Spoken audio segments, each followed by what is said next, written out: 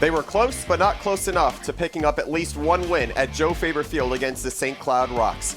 The Duluth Huskies had a series sweep on back-to-back walk-off wins just a few days ago here at Wade Stadium, but were unable to come up with a win and come into their next home series against the Eau Claire Express with any momentum. Good afternoon, everyone, and welcome into today's game broadcast here on the Northwoods League Baseball Network. Wyatt, Kopelman, and Kyle Morrison here with you. Thank you so much for joining us here this afternoon at Wade Stadium. Now, Kyle, one glaring issue for the Huskies in those two-run losses were the inability to hold on to leads. The Huskies had leads in each of those games, but it turned out to be anything but.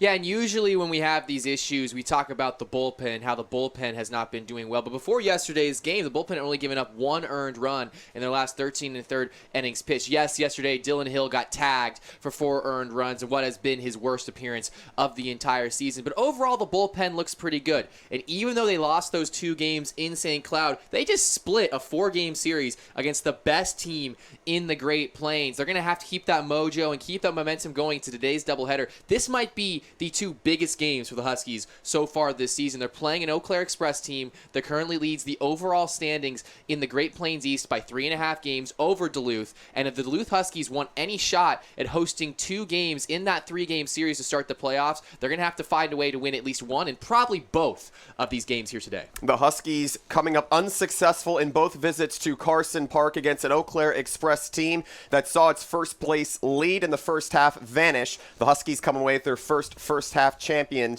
in their team history. Now, Kyle, the Huskies coming into today here are only hitting .212 against the Eau Claire Express, and to say there are going to be more factors to kick in is certainly an understatement. Yeah, you know your team is struggling to hit against a team when your best player in Christian Campbell is only 2 for 13 against Eau Claire. I've covered almost every team in the Great Plains at this point, and that is the worst numbers that Christian Campbell has against a team, and that is the Huskies all-star. Look, they have to improve hitting with runners in scoring position with 2 outs. Eau Claire is a team that finds creative ways to beat you. They are currently 7th in ERA, but only 16th in average and 19th in runs. This is really a team that for some reason they just have the winning magic juice. They just find a way to win games even though they don't necessarily score the most runs. And really for them, it comes down to pitching and being able to shut down teams they need to beat like Duluth, and that's what they've done so far. The Huskies will be turning to a familiar pitcher against this Express team. It will be Mason Burns of Western Kentucky. He's seeking another win after an outing against Waterloo. And then for the Eau Claire Express on the other side of this pitching matchup, it will be J.J. Peace,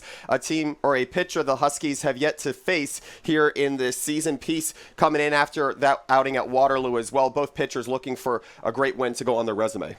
Yeah, and Mason Burns, this is a guy who's been used in both the bullpen and in the starting rotation. And the thing about Mason Burns, the Huskies are coming into this game after that loss to St. Cloud. That game went to midnight. Mason Burns actually stayed here yesterday, so he is well rested. He's ready for this doubleheader you talked about. Surrounded 4 earned runs in 5 innings against Waterloo, but he pitched a lot better than those numbers show. He had some shaky defense behind him. J.J. Peace is coming off a really rough outing. 4 earned runs in 2 2/3 innings pitched against those same Waterloo Bucks. So he's going to be trying to rebound here in the first game of this doubleheader. And then Mason Burns, honestly, over the last 2 or 3 starts, he's looked really good. He's given the Huskies some quality innings, and they're going to look for that again here today. They're going to need Mason Burns to probably give them 5 or 6 in this first game of the doubleheader, considering how late yesterday's game went and the fact that they're going to have to get ready for a second game here today as well. The Huskies have a long day of baseball ahead of them. 18 innings coming your way. The Huskies trying for at least 2 more wins here to pick up their home momentum just where it left off against the St. Cloud Rocks.